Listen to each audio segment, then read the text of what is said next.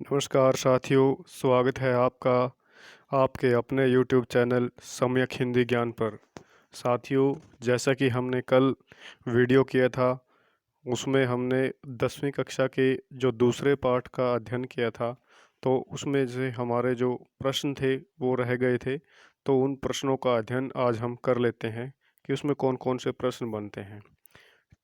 सबसे पहले है अभ्यास के प्रश्न। तो इसमें सबसे पहला जो प्रश्न है वो पढ़ लेते हैं। योग का अर्थ स्पष्ट करो। तो हमने उस जब पढ़ते हुए देखा था कि योग शब्द का अर्थ है जोड़ना। जब शरीर, मन और आत्मा को जोड़ने का काम जो योग करता है, यानी योग जो है शरीर, मन और आत्मा को जोड़ने का कार्य करता है। यह हमें चिंता और तनाव से मुक्त करते हुए हमारी कमजोरी, क्रोध, ईर्ष्या आदि नकारात्मक भावनाओं को दूर करता है। दूसरा प्रश्न देख लेते हैं। योग का संबंध संपूर्ण मानवता से है, उदाहरण सहित लिखें। योग एक सुपरिभाषित दर्शन तथा समग्रता पर आधारित लक्ष्य का विषय है। यह मनुष्य को महान बनाने का कार्य करता है, यानी जो योग है वो बहुत बड़ा दर्शन है और ये मनुष्य को महान बनाने का कार्य करता है।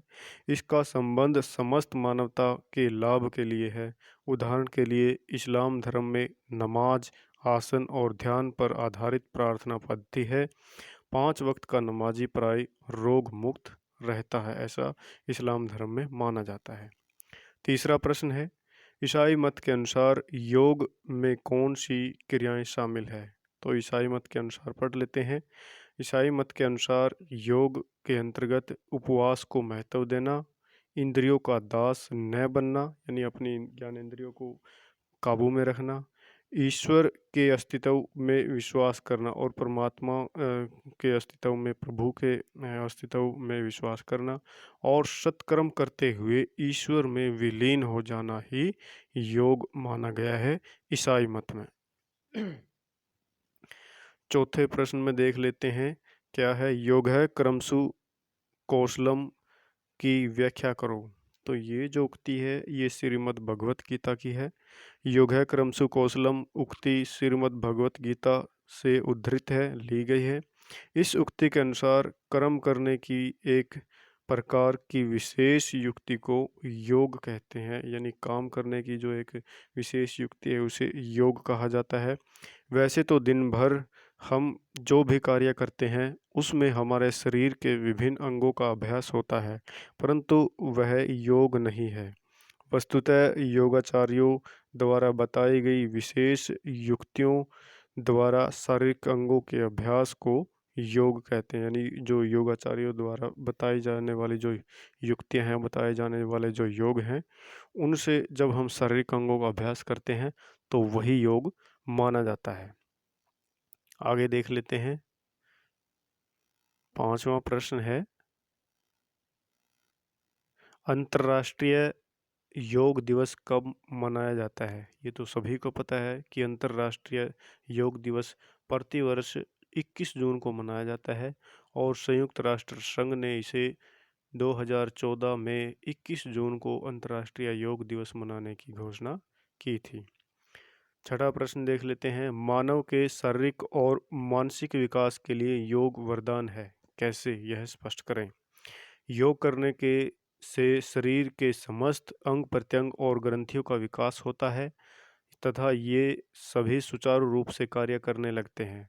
योग से मनुष्य की रोगों से लड़ने की जो शक्ति है बढ़ती है, इम्यूनिटी पावर जिसको बोलते हैं वो बढ़ती है।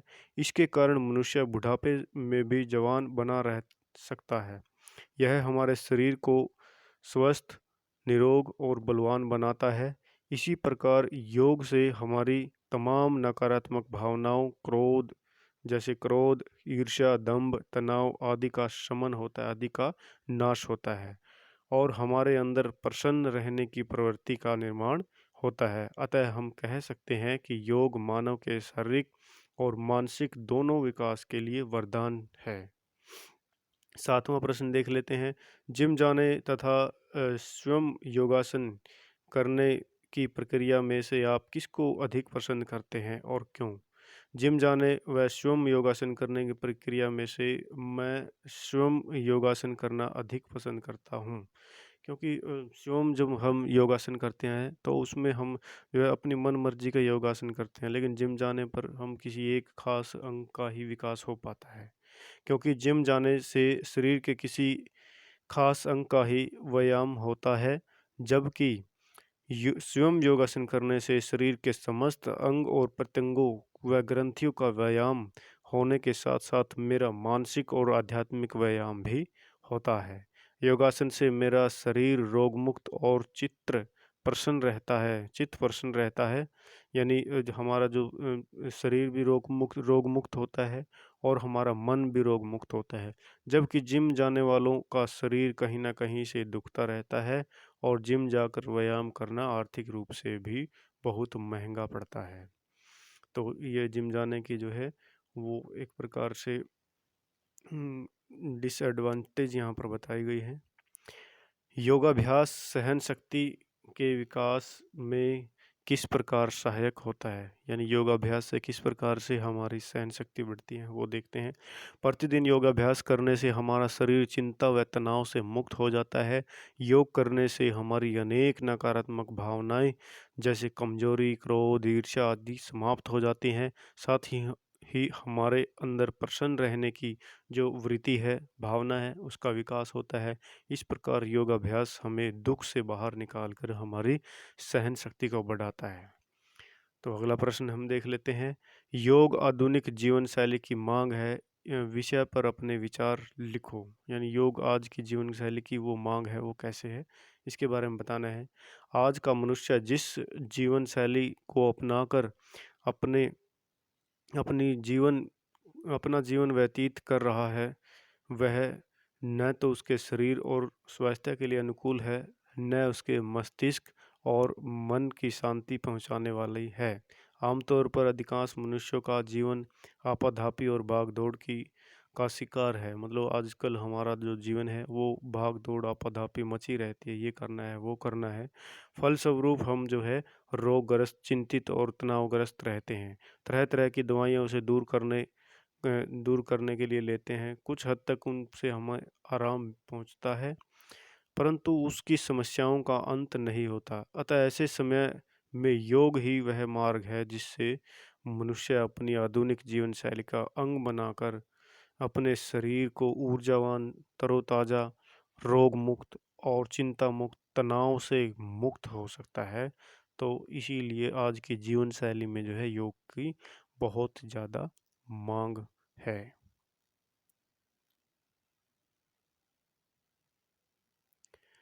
आगे देखते हैं कुछ परीक्षा उपयोगी और भी वस्तुनिष्ठ प्रश्न है। इस्लाम मत के अनुसार योग क्या है? पहला प्रश्न है, इस्लाम मत के अनुसार योग नमाज, आसन और ध्यान पर आधारित प्रार्थना पद्धति है। 5 वक्त की नमाज पढ़ने वाला जो रोग मुक्त रहता है। योग के विषय में आज के चिकित्सा शोधों ने क्या सिद्ध किया है? योग के विषय में आज के चिकित्सा शोधों ने यह सिद्ध किया है कि योग मानव के शारीरिक और मानसिक विकास के लिए वरदान है। तीसरा प्रश्न है, योगासन करते समय ध्यान रखने योग्य किन्हीं 2 बातों का उल्लेख करें। यानी योग करते समय हमें किन किन बातों का ध्यान रखना चाहिए? योग करते समय हमें निम्नलिखित बातों का ध्यान रखना चाहिए। आसन करने वाला स्थान खुला हो और भूमि समतल हो। जहाँ पर आप आसन कर रहे हो, योगासन कर रहे हो, वो भूमि समतल हो और खुले में आपने व्यायाम करना है। बंद कमरे में आपने जो आसन है वो नहीं करने हैं। योगासन करते समय ढीले वस्त्र पहनने चाहिए। जमीन पर दरी बिछाकर योग करें। आसन के तुरंत बाद पानी नहीं पीना चाहिए। ये बहुत ज़रूरी है कि आप जब योगासन करते हैं, योगासन करने के तुरंत बाद आपको पानी नहीं पीना है। योगासन करने वालों को बीड़ी, सिगरेट, शराब, तंबाकू आदि का सेवन करने से बचना चाहिए। यानी जो योगासन नहीं भी करते हैं, उन्हें भी जो है इन चीज़ों से बचना चाहिए। ये हानिकारक चीज़ें हैं। आगे देखते हैं कुछ बहुवैकल्पिक जो प्रश्न है वो देख लेते हैं। योग शब्द का अर्थ क्या है? योग शब्द का अर्थ जो है जोड़ना है, आसन है, तोड़ना है, प्राणायाम है। तो इसका जो सही ऑप्शन होगा ए, योग शब्द का अर्थ है जोड़ना। योग का लाभ है, योग से क्या लाभ होता है?